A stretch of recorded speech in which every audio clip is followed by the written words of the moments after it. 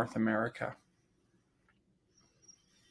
Okay, identify your why. So this is really important when we're thinking about your journey. You've signed up for, you're thinking about signing up for a particular endurance event, and that's awesome. But you have to understand what's your motivation behind wanting to do that particular event. Think about that for a second. And why that's important is because it will provide some meaning to the idea of why does this goal matter to you? Why is it important? And secondly, how will this commitment make your life better? So you're about to commit to completing this race. You're going to train for it. You're going to prepare. You're going to commit the time. How is this going to make your life better at the end of the day? So what we're going to do is go through an exercise to help you really get down to identifying why does it matter and how will it make your life better. And it comes by asking 5 questions. And this is called the 5 whys exercise. So this is a great time to bring out your pen and paper, and you can take an active role in this part of the presentation.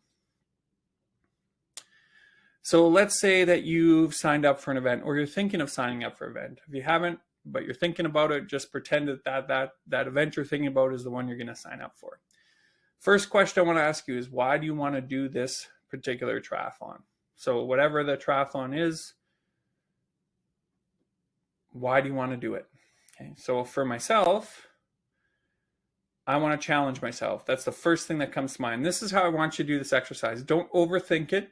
Just whatever pops into your head, the first answer to the question, just jot that down. It doesn't have to be a novel, just a quick jot down there. Part 2, why do I want to challenge myself? Okay. I want to challenge myself because I'll get fitter and stronger. So I want to challenge myself. Why do I want to challenge myself? To get fitter and stronger. Question 3. Why do I want to get fitter and stronger?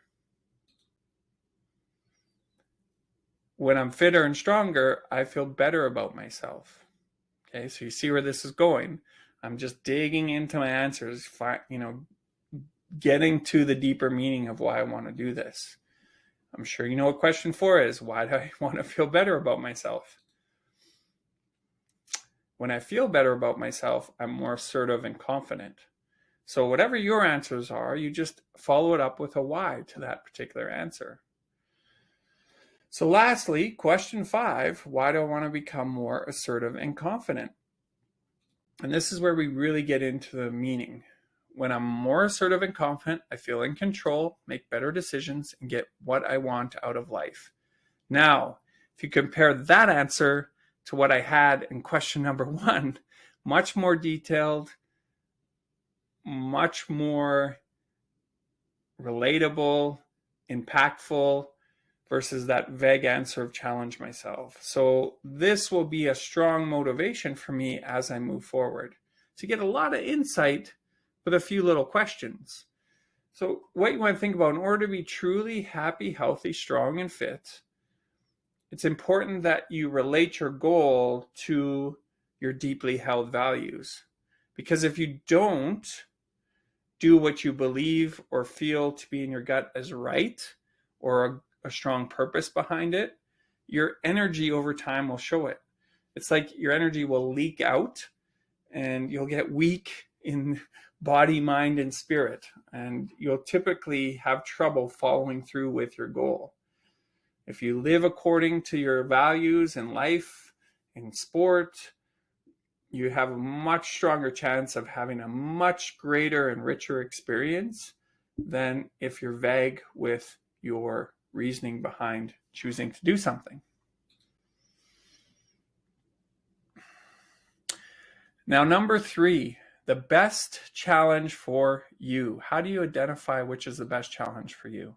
So we've taken our why. We have a very deep and meaningful purpose behind why we want to do this particular event. Now let's identify what's the best challenge. So first thing you want to do is understand your current level of experience and fitness.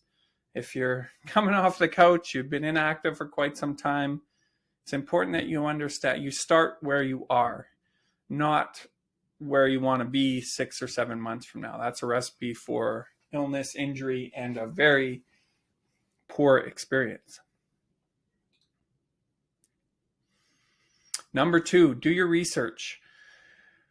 Understand like the venue. So is it in a place you want to go to, you want to travel to? Is it close by? What's the community like? Do they support the event? Are there people that are going there that you know that can be of support to you? Is it a place that your family wants to go to? Does your family support your goal? That's super important as well. What's the cost of the event? There's often travel costs associated, you know, if you have to fly somewhere versus drive somewhere. All those things play into it. And support. Does the community support the event well? Is it a well-established event in that community? If it's a newer event, sometimes it can have some hiccups, whereas a more established event tends to run a little bit more smoothly. If you're not sure, the best way to learn about these events is be a volunteer. Go to an event, volunteer, so you get to see how it all operates, you know, how it works. You learn a lot about the sport that way and how it's organized. So that's a great way to learn a little bit more. Contact your local club and they'll be able to direct you in the best ways to volunteer. Number 3, your available time and equipment. And this is super important to understand. We're going to dig into this a little bit further to understand, okay, what type of equipment do you have available to you?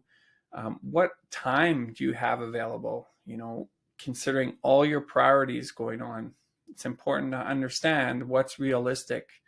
What's a realistic challenge, a goal for you to take on, given the amount of time you have to prepare, plus the equipment you have available, your resources. So picking the right distance is a key element to ensure you have a great experience. So let's dig into understanding, how do we pick a realistic distance? What does that mean to me? We're going to dig into that a little bit here.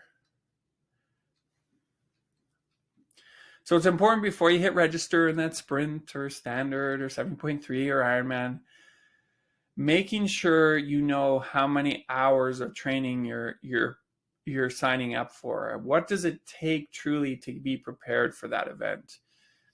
Is your family willing to support you in this journey? You're going to be taking some time away from them to train, to prepare. Do they support you in that? So it's really important that you know what the commitment entails so that you can be honest in your reflection to your family. So the first thing to do is, what is your realistic daily time available to train? And you can do a little bit of an audit here to understand that. So what I want you to do is consider all your life commitments outside of training time that are non-negotiable. So for example, your work, your family time, your social, your volunteer time, maybe you have spiritual or religious commitments. You have your sleep you have to consider. All of these things are non-negotiable. So everything outside of that non-negotiable time is what's left over for your training time. And the best way to think about this is when you look at a week and what you can actually commit as far as training time, develop what I call your 10 out of 10 schedule. So if you were to put a schedule down, a time commitment down for each day of the week, what is a schedule that you look at and go, yeah, 10 out of 10 confidence, I could definitely do that. That's where you want to start. That will allow you to be successful. And you can always change it over time, but it's better to be more conservative and pick a schedule that you can do with absolute 10 out of 10 confidence.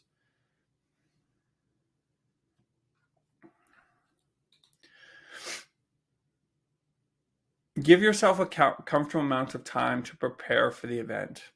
Again, really important. So here are some general parameters for a sprint triathlon. 3 to 4 months, 4 to 5 hours a week commitment as far as training is concerned. Standard 6 months, 5 to 7 hours a week. Half Ironman, 70.3, 9 months, about 8 to 11 hours a week. And then Ironman, 12 months, 10 to 14 hours a week. This is average, okay? So it's going to fluctuate based on the time of year that you're in. You might be doing less towards the beginning of your program and then more as you get closer to the event. But this just gives you an average understanding of what the time commitment is. Now, this doesn't include that extra time to travel to your different facilities to train. So for example, traveling to your swim facility, or maybe you do some work in the gym as far as strength training, or running, you go to a track, or whatever the case may be, or you have to drive to a specific bike route. These are all things you need to consider in your available training time. So just keep that in mind. That'll help you be a little bit more realistic with the time commitment that's there. Generally speaking, percentage-wise in a race, like for a total time, the swim's about 23%, the bike's about 44% of the time for the event, and then your run's about 33% of that total time. So it's important to understand that what the time commitment is, and there'll always be times where it's a little bit more and a little bit less, but this gives you a general idea of what the commitment is. How to pick the right distance for you. What type of equipment do you have available? So do you have the basics, a swimsuit and goggles? That's your basics to start with. Then you can move on to getting a wetsuit and a cap. So if I've only got a swimsuit and goggles, I might choose only to do a triathlon that has a pool swim versus a lake, just to get myself acclimatized. I always recommend a pool swim triathlon to start if you're new to the sport. Just a much more comfortable environment. You'll be training in that environment, so it'll just make it a little bit more comfortable when you get to race day, and you'll feel a little bit more prepared for that environment. A bike, do you have a mountain bike, a hybrid, a road, a tri-bike? What type of shoes do you have? Helmet, wheels, gearing, all of this plays a role. So the type of, if you have a really basic mountain bike, you may want to pick a flatter course, a shorter distance course versus a course that's really technical or has a lot of climbing or that type of thing. So you may need, you may want to have better equipment for the harder courses, or maybe you just like a challenge and you don't really care. That's fine too. But it's important to understand how your equipment will play into that. The type of wheels that you have, if you just have a basic set of wheels, the easiest way to gain speed in triathlon is get a better set of wheels, get a better, more arrow-shaped helmet. Those are two easy ways to save some speed.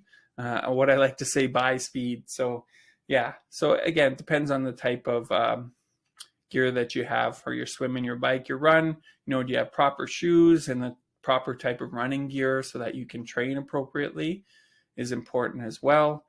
Training facilities available. Do you only train at home?